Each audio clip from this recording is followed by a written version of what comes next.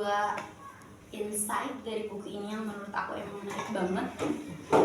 Insight pertama, antara keberuntungan dan risiko. Keberuntungan dan risiko itu bisa dibilang saudara dekat. Keduanya adalah realitas bahwa kita bisa melakukan hal apapun secara pribadi atau individual. Dalam buku ini mengambil contoh Bill Gates.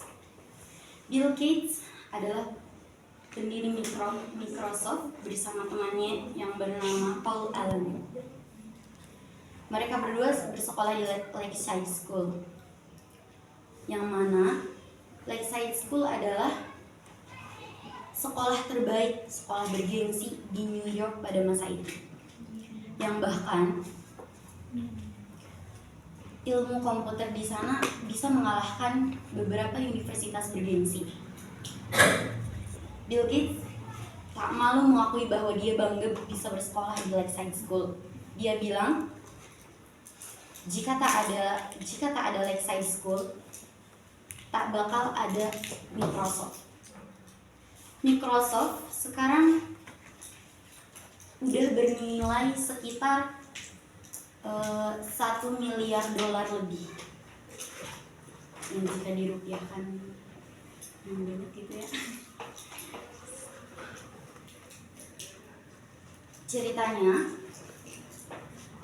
Bill Gates dan Paul Allen adalah teman baik semasa sekolah. Mereka sama-sama menyukai komputer, sama excitednya dengan komputer. Mereka sering menghabiskan waktu di lab komputer bersama sampai larut malam. Kadang mereka berbincang seperti, kira-kira di sekitar 6 tahun ke depan kita bakal ngapain ya? Apakah kita harus jadi CEO, ataukah jenderal, atau abdi negara? Bill Gates jawab tidak tahu. Dia membayangkan bagaimana kalau misalkan kita menjadi salah satu pendiri perusahaan terkenal. Dan sekarang mereka sudah menjadi seperti itu. Di antara Bill Gates dan Paul Allen ada satu murid dari Lakeside School yang pernah masuk ke geng mereka. Ken Evans sama excitednya tentang komputer. Dia sangat pintar. Dia murid terpintar di sekolahnya, menurut Bill Gates. Mereka bertiga sering berbincang. Bill Gates juga sangat dekat dengan Ken Evans. Kenal Bill Gates di dokumenter Inside Bill's Brain. Bill Gates dan Ken Evans teman baik. Mereka selalu bercerita. Mereka bilang, kita harus sukses bareng, ngediriin perusahaan bareng, gak boleh pisah ya, gitu. Tapi kenyataan menghapus semua harapan itu. Ken Evans meninggal di kecelakaan gunung pada tahun 1969.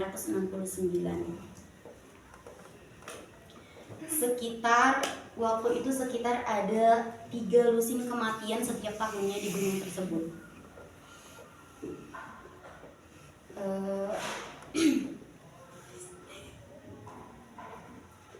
Keduanya memiliki kadar yang sama.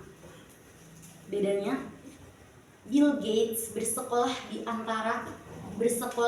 sekolah Lakeside School, yang mana sekolah terbaik pada masa itu.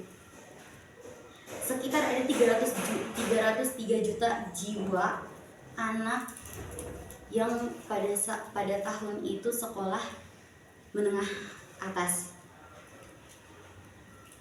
18 juta jiwa ada di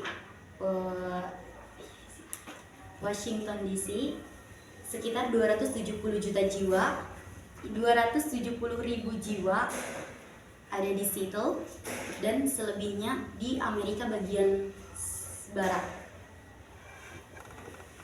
Bill Gates mengalami keberuntungan 1 banding 1 juta dengan sekolah di Lakeside School.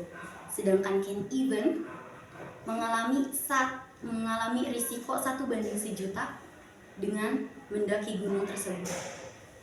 Keduanya memiliki kadar yang sama, peluang yang sama, tetapi bekerja ke arah yang berlawanan. Terkadang kita malu dan keberuntungan memang tidak bisa diukur. Kita juga tidak bisa mengetahui apakah itu resiko, apakah itu keberuntungan dalam mengambil keputusan. Jadi, dalam bab ini, menurut aku, untuk mengambil keputusan itu harus dipikirkan lagi. Jangan langsung ambil keputusan atau apapun itu dengan secara langsung. Ya, harus dipikir-pikir dulu gitu. Terus ke insight kedua. Insight kedua membahas tentang tak pernah cukup. Membahas tentang bagaimana orang kaya melakukan hal yang gila dengan uang.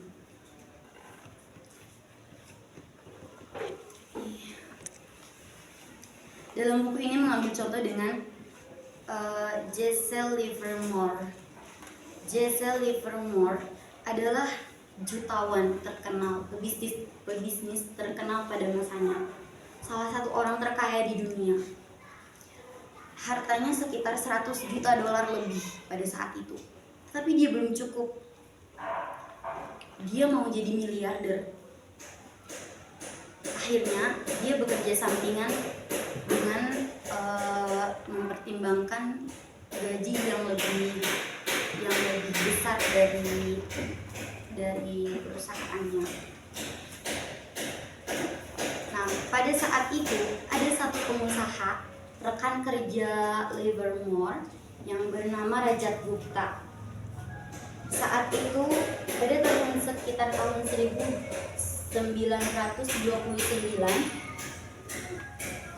mengalami krisis penurunan saham. Pada saat itu para pebisnis sejatuh-jatuhnya dilanda dengan stres untuk mengurus perusahaan mereka. Pada saat itu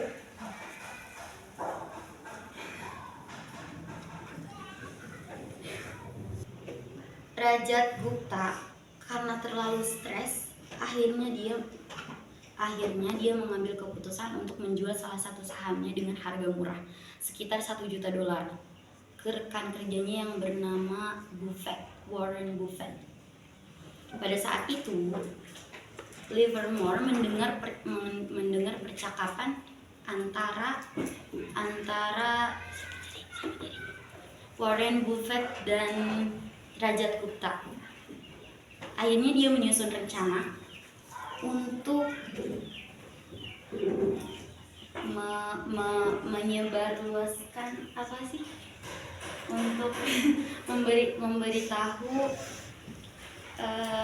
memberitahu salah satu rekan kerjanya untuk membeli saham tersebut agar saham tersebut tidak jatuh ke tangan Warren Buffett, karena sebelumnya saham tersebut emang mahal banget. Akhirnya saham tersebut dibeli oleh teman namanya siapa sih?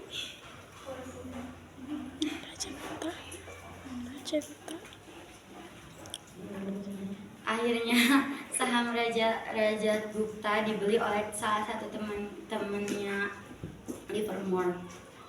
Setelah itu, berita tersebut tiba-tiba tersebar luas. Katanya Rajat Gupta mengalami penurunan saham. Ayo cepet beli sahamnya. Soalnya emang sebelumnya saham tersebut benar-benar mahal. Yang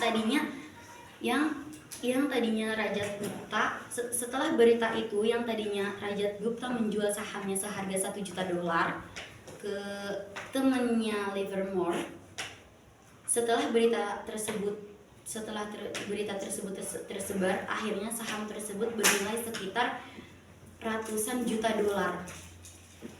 Dari sana, setelah diketahui bahwa Livermore adalah salah satu dalang dari balik penipuan tersebut, akhirnya Livermore di penjara bersama temannya, rekan kerjanya. Setelah itu dia bilang, dia sangat menyesal melakukan hal tersebut. Dia tidak akan lagi melakukan hal gila dengan uang. Karena emang dampaknya, karena emang belajar dari sebelumnya mungkin ya. Gimana sih Bu? Gak bisa bahasanya. Setelah itu dia jatuh miskin, sangat menyesal. Dia selalu merenung bahwa dia menyesal melakukan hal seperti itu karena sekarang dia menjadi miskin. Hal yang memang sebenarnya bagi kita cukup, mungkin menurut dia belum cukup. Dia terus menerus mencari uang dengan susah payah, yang padahal akhirnya semua itu hangus dengan kelakuannya yang apa sih, ambisi ya, yang ambisi. Dia berkata gini, jangan pernah kalian terikat dengan suatu apapun, prestasi, reputasi, karena suatu hari hal tersebut bakal menjatuhkan diri kita sendiri hanya dengan satu masalah. Karena pada saat itu Livermore udah jadi jutawan hebat, pebisnis hebat, investor hebat, bahkan namanya sudah pernah jadi dalam sejarah keuangan. Tetapi yang sekarang dia jatuh miskin.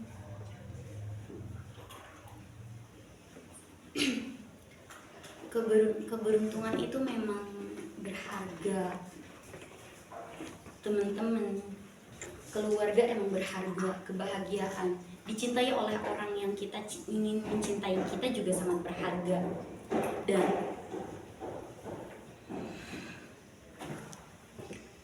untuk bisa menjaga semua hal tersebut hanya dengan satu cara, mengetahui kapan mengambil keputusan atau risiko yang bisa mengancam semuanya, mengetahui kapan juga.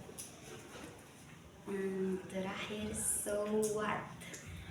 Jadi dari buku ini aku belajar kalau misalkan mengambil keputusan itu jangan langsung, harus dipikir-pikir dulu. Terus kalau misalkan setelah membaca buku ini, kalau misalkan aku beli hal yang emang aku pengen banget, yang padahal itu gak penting, aku akan mikir 2 kali, ini nantinya kedepannya bakal bermanfaat buat aku enggak ya?